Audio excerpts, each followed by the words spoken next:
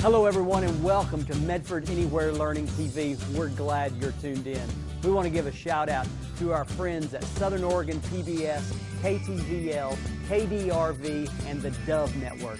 Thank you for hosting us on your station. In the Medford School District, we have one shared vision, and that we believe that all are learning, and learning is for all. And what better place to do that than right here on Medford Anywhere Learning TV. Hi, my name is Melissa Cellini. I'm a first grade teacher at Washington Elementary School, and today's learning target is I can describe the connection between two individuals, events, ideas, or pieces of information in a text.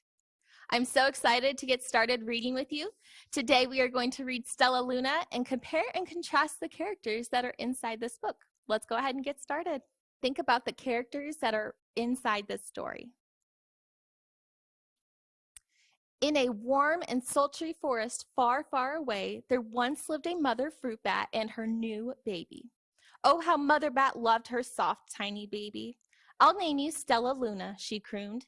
Each night, Mother Bat would carry Stella Luna clutched to her breast as she flew out to search for food. One night, as Mother Bat followed the heavy scent of ripe fruit, an owl spied on her. On silent wings, the powerful bird swooped down upon the bats. Dodging and shrieking, Mother Bat tried to escape, but the owl struck again and again, knocking Stella Luna into the air. Her baby wings were as limp and useless as wet paper. Down, down she went, faster and faster, into the forest below. The dark leafy tangle of branches caught Stella Luna as she fell. One twig was small enough for Stella Luna's tiny feet. Wrapping her wings around her, she clutched the thin branch, trembling with cold and fear. "Mother," Stella Luna squeaked, "where are you?" I wonder, how did little Stella Luna feel when this happened? Do you think she felt scared? Do you think she felt cold, maybe worried? Let's continue reading and see how she felt. By daybreak, the baby bat could hold on no longer. Down, down again she dropped. Flump! Stella Luna landed headfirst in a soft, downy nest, startling the 3 baby birds who lived there. Stella Luna quickly clambered from the nest and hung out of sight below it. She listened to the babble of the 3 birds. "What was that?" cried Flap. "I don't know, but it's hanging by its feet," chirped Flitter. "Shh! Here comes Mama," hissed Pip. Many, many times that day, Mama Bird flew away, always returning with food for her babies. Stella Luna was terribly hungry, but not for the crawly things Mama Bird brought. Finally, though, the little bat could bear it no longer. She climbed into the nest, closed her eyes, and opened her mouth. Plop! In dropped a big green grasshopper. Stella Luna learned to be like the birds. She stayed awake all day and slept all night. She ate bugs even though they tasted awful. Her bat ways were quickly disappearing, except for one thing. Stella Luna still liked to sleep hanging by her feet. Once, when Mama was away, the curious baby birds decided to try it too. When Mama Bird came home, she saw 8 tiny feet gripping the edge of the nest. Now, do you think that baby birds are supposed to hang by their feet? Or is that what bats do? Let's think about that as we keep reading. "Eek!" she cried. "Get back up here this instant. You're going to fall and break your necks." I don't think she was too happy. The birds clambered back into the nest, but Mama Bird stopped Stella Luna. "You are teaching my children to do bad things. I will not let you back into this nest unless you promise to obey all the rules of this house." Stella Luna promised. She ate bugs without making faces. She slept in the nest at night, and she didn't hang by her feet. Stella Luna behaved as a good bird should. Now, are those things that birds are supposed to do, or are those things that bats are supposed to do? And why do you think Stella Luna was behaving like a bird? I want you to think about that just a little bit more as we keep reading. All the babies grew up quickly, and soon the nest became crowded. Mama Bird told them it was time to learn to fly. One by one, Pip, Flitter, Flap, and Stella Luna jumped from the nest. Their wings worked. I'm just like them, thought Stella Luna. I can fly too. Pip, Flitter, and Flap landed gracefully on a branch, and Stella Luna tried to do the same. How embarrassing! Doesn't look like she landed quite like them. I will fly all day, Stella Luna told herself. Then no one will see how clumsy I am. The next day, Pip, Flitter, Flap, and Stella Luna went flying far from home. They flew for hours, exercising their new wings. The sun is setting, warned Flitter. We'd better go home or we will get lost in the dark, said Flap. But Stella Luna had flown far ahead and was nowhere to be seen. The three anxious birds went home without her. All alone, Stella Luna flew and flew until her wings ached and she dropped into a tree. I promised not to hang by my feet, Stella Luna sighed, so she hung by her thumbs and soon fell asleep. She didn't hear the soft sound of wings coming near her. So here she's trying to sleep like how a bird would sleep. She's hanging by her thumbs instead of her feet. Hey, a loud voice said, why are you hanging upside down? Stella Luna's eyes opened wide. She saw the most peculiar face. I'm not upside down, you are, Stella Luna said. Ah, but you're a bat. Bats hang by their feet. You are hanging by your thumbs, so that makes you upside down, the creature said. I'm a bat. I am hanging by my feet. That makes me right side up. Stella Luna was confused. Mama Bird told me I was upside down. She said I was wrong. Wrong for a bird, maybe, but not for a bat. More bats gathered around to see the strange young bat who behaved like a bird. Stella Luna told them her story. You ate bugs? Stuttered one. You slept at night? Gasped another. How very strange, they all murmured. Wait, let me look at this child. A bat pushed through the crowd. Who do you think this bat pushing through the crowd might be? They're all wondering why she's behaving like a bird, but there's another bat coming to see who this bat is. Let's find out. An owl attacked you? She asked. Sniffing Stella Luna's fur, she whispered, you are Stella Luna. You are my baby. You escaped the owl, cried Stella Luna. You survived?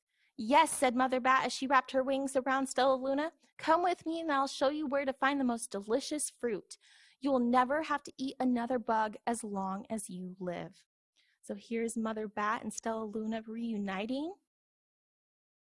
Now, when you think about what birds eat and what bats eat, are bats supposed to eat bugs? Or are they supposed to eat fruit?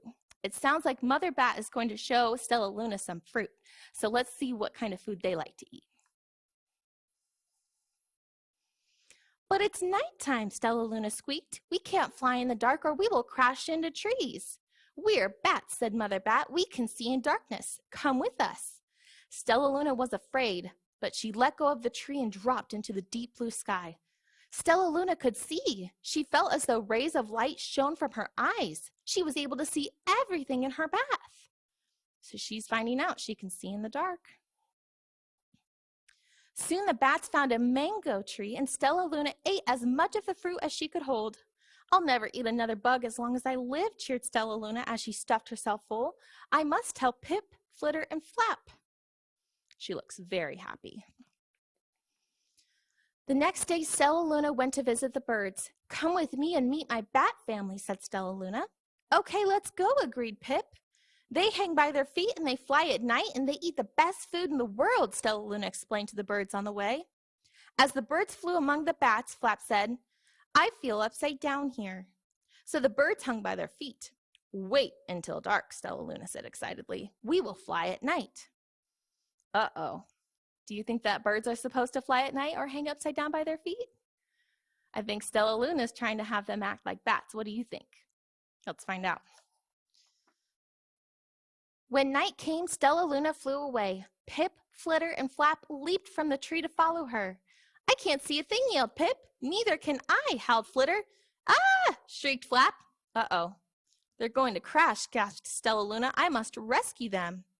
Stellaluna swooped about, grabbing her friends in the air. She lifted them to a tree, and the birds grasped a branch. Stellaluna hung from the limb above them. Looks like Stellaluna saved the day. We're safe, said Stellaluna. Then she sighed. I wish you could see in the dark, too. We wish you could land on your feet, Flitter replied. Pip and Flap nodded.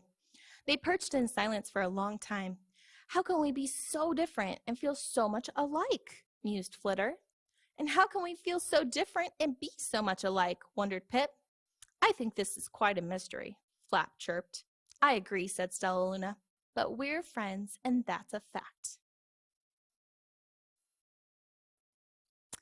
Okay.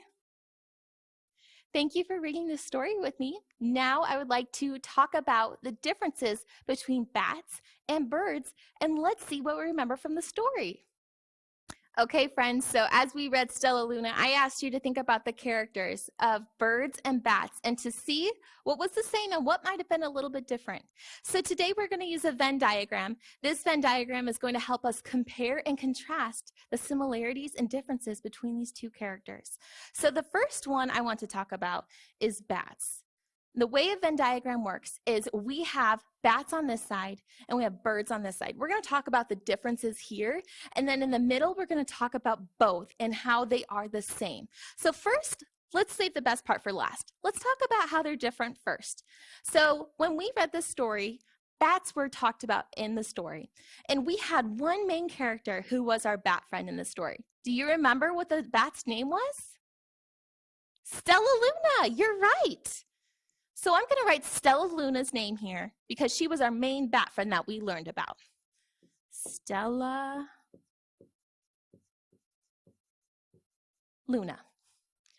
Now, we also had a couple bird friends that we read about in the story. Do you remember what those birds' names were?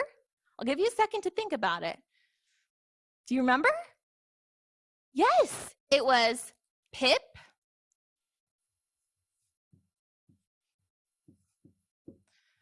Flitter,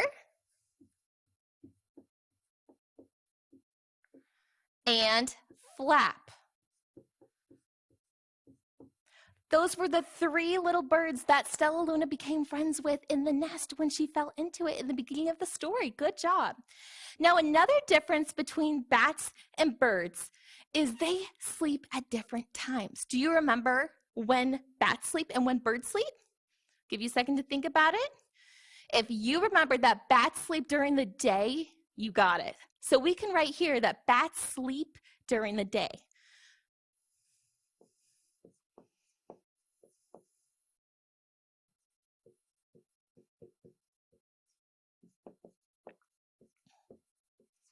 So bats sleep during the day, which means birds sleep at night.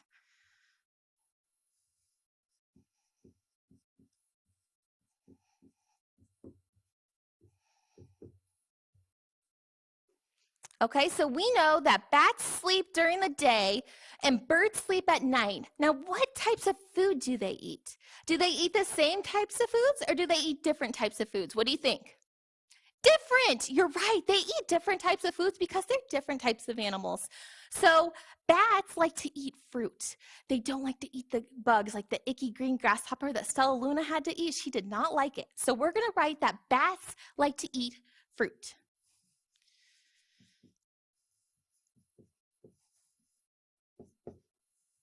Which means that birds like to eat bugs.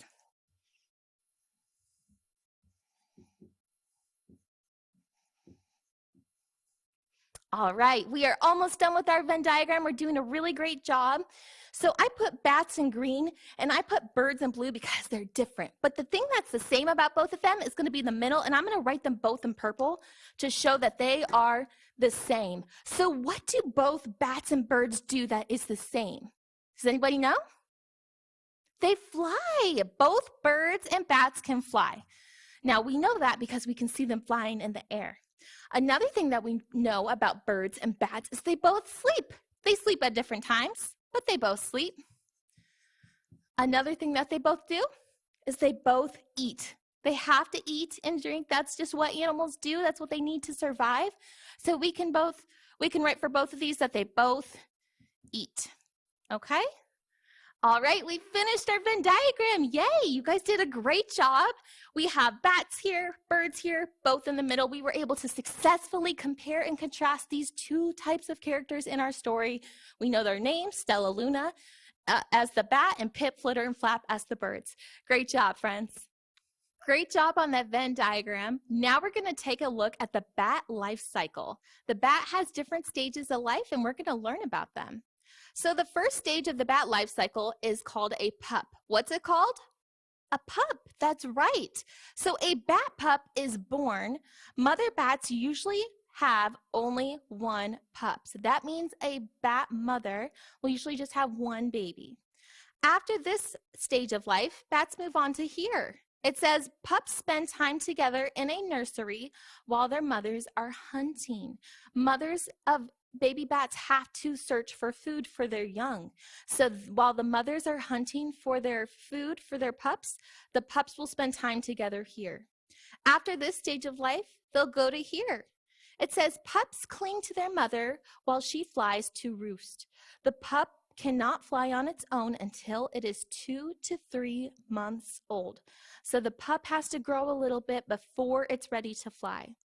The last stage of the bat life cycle is here, when a bat is an adult.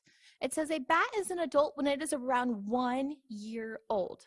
Now, can you imagine only being 1 year old and being considered an adult? It's so different from being a human, but bats are super interesting. So now that we learned a little bit about the bat life cycle, we're going to do a fun activity. For this activity, we're going to use this really cool bat dice. This dice is going to be rolled by myself, and then it's going to land on a word. These are going to be the words that we practice writing. They're words that we read in the story, and it's a good way for us to remember some of the words that we learned about bats and words that we can use to describe bats, okay?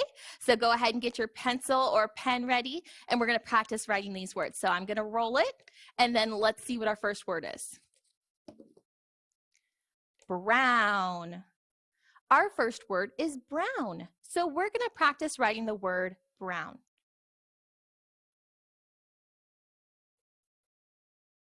Make sure you're using lowercase letters. Brown. Good job. Let's go ahead and do a couple more of these words and learn about them. We got the word bat. Bat. We're going to write the word bat. A bat, like Stella Luna, likes to fly at night. All right, let's do another one. We got brown again. Brown is a color. It is also a way to describe the color of a bat. And it's really good practice, friends, to write the word more than once. So we're going to practice writing it 2 times here. Every time we roll it, we're going to practice it. We got the word bat again. Like I just said, it's really good to practice writing the words more than once. Okay? Night. We got the word night. Night. This one's a little bit harder. Bats like to fly at night. All right, let's try it again. Black. We got the word black. Black is a color. It is also a great way to describe the color of a bat or a bird. Black. Let's do it again. We got the word pup. Pup. A pup is a baby bat. Pup. All right, let's try it again. Oops. We got pup again. Pup. It's a very, very cool name for a baby bat. Not to be mistaken with a dog or anything. All right, we got one more. Wing. We got the word wing. Bats have wings and birds have wings. Wing. As we do this activity, it's really good to practice writing the words more than once. So it's okay if you write the words 2, 3, 4, or even 5 times. It's good practice for writing and for spelling. So you did a great job today. Thank you for doing that activity with me. Thank you so much for joining me today on Medford Anywhere Learning TV. It was a pleasure to do this lesson with you. You guys did a great job, and I can't wait to see you next time. Have a great day. Stay safe and healthy. Thanks for tuning in to Medford Anywhere Learning TV. Medford School District is a place where all are learning, and learning is for all.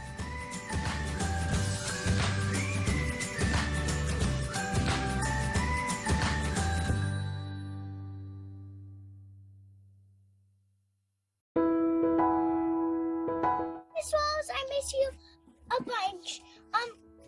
I hope that this virus stops so I can see you more. Miss you.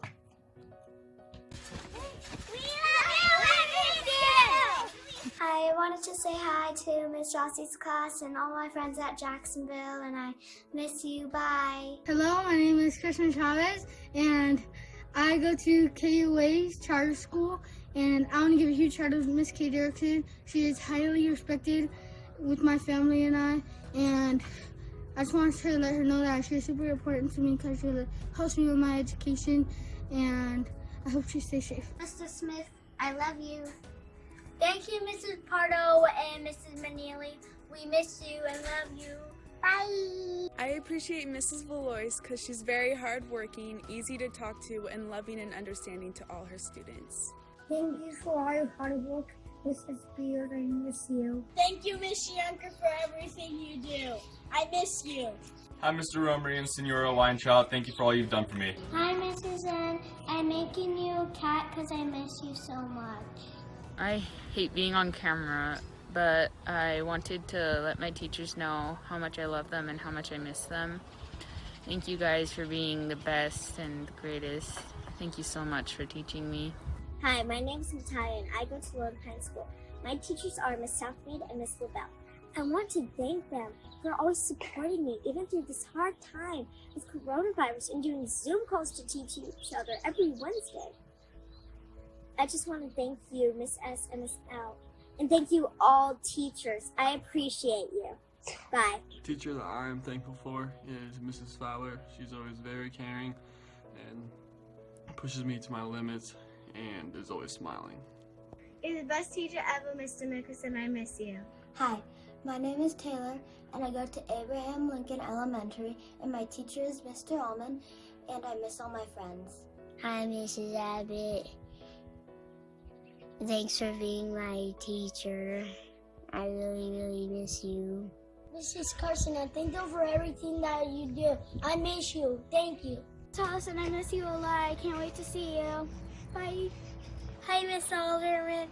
I appreciate you because you work so hard for our class to take care of us. And I miss you. Say hi, Miss Tolson, for being my teacher!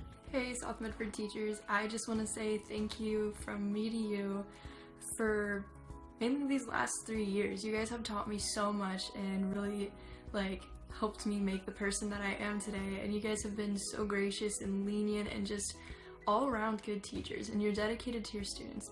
So if you've had me as a student, I just want to say personally thank you so much, and for always taking the time to teach me and explain things and answer my millions of questions.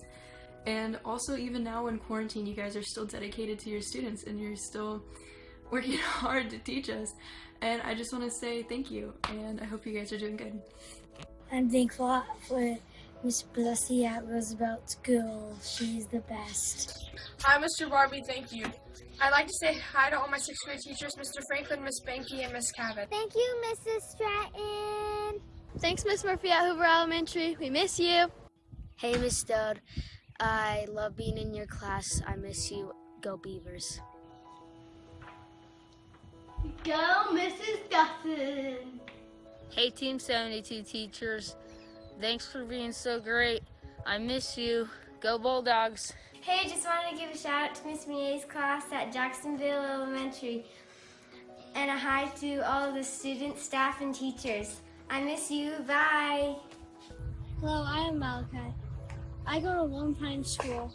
My teacher is Mrs. Mock, and I want to thank her so much for helping me out on math problems, reading problems, my writing, and all of my school stuff. Even though we're farther away and we can't talk to each other more, she's still been helping me out a lot. Well, thank you, Miss Mock. Bye. I love you, Mrs. Fieldtime, so much because you're so kind and nice. Thank you, Miss Quill and Mr. Weinberg, for teaching me in the short year that we have. Hi, Mr. Vasquez. Schmidt, I really miss you. I hope you have a good day with your girls today. I hope that we can go to school together soon. Hi, Mrs. Joy. Thank you for all the hard work that you've done to keep us going on our school walk. You're a really good teacher. I miss you. Hi, Mrs. Bennett. I love you. I'm so glad you're my teacher this year. And I hope you're doing good. Bye.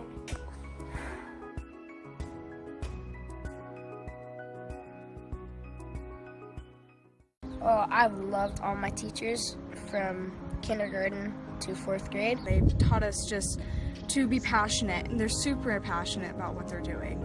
I don't think it would be possible for them to have the job if they weren't passionate about it. Well, they definitely show a big role model, especially in elementary school when it's a lot easier to be molded. If you do good, you get treats sometimes, like candy and stuff like that, and they're really nice. I always liked a teacher with a lot of high energy and but hands-on too, because I'm more of a hands-on learner. We learn a lot at school, and so every day I come home knowing a lot more than I did. She's always been so intrigued with my life stories, and she's told me a couple stories of her own, and how she's gone through a lot of stuff to get where she's at right now, and once you hear that, it's a big inspiration to not you, but just everybody else around you. I would like to say that I've liked all of my teachers so far. Not a single one I haven't liked. They're all involved in all of the students. Even Mrs. Feely, who had 2 different grade levels in one class. They work hard, and that's something that is lost in this day and age, and I just respect what they do. I wouldn't be interested in biology or horticulture 2 years ago, and their passion influences their students to just go and take that career path. Thank you, Medford School District teachers. Thank you to all the Medford School District's wonderful teachers. You do a really great job at everything you do. Thank you to all the hardworking Medford District teachers. Your work is very much appreciated to everyone in the school. You've changed my life, and thank you for the experience. My name is Lisa Rollman. I am a Title I specialist here at Howard. This is the zone. Welcome. Students are welcome to come into the zone either scheduled or unscheduled. Some kids will come when their lid is flipped and they just need to find a space to calm down and get their lid on. Their nervous system needs to regulate. Some kids will come in when their nervous system is pretty regulated, but they need to maintain regulation. And so if their lid is flipped, they're going to go to one of the calming spaces. If they're ready to relate and reason, their lid is on, then they're going to come over here and do the mood meter. Bryce, how are you feeling right now? Why don't we do you as an example? Let's remind him, what do we work on? Pleasantness, energy, mood, emotion. Pleasantness is a +5. And that is the x-axis, right? +5 on the x-axis. And my energy is a -1. Energy is -1. That's the y-axis. He landed right here again. So they come to this table to really name their emotion. Think about how that's working for them. How is that working for other people? How are they expressing it? Decide if they want to shift or stay. And then they would pick a strategy, right?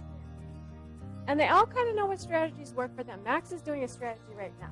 Max is doing building. We respond with radical calmness, and we set up a room that all students could come to that felt safe, where they could calm down, and they could predict the adult's response to them was going to be positive, connecting, and just really calm. Once we established that, then we could move away from just responding to actually teaching. So now everything we do, this is a classroom, the kids know that. It's about learning. We learn about emotion. So anybody who comes to Howard can feel that it's radically calm. We still have kids that are dysregulated, kids that are learning how to regulate,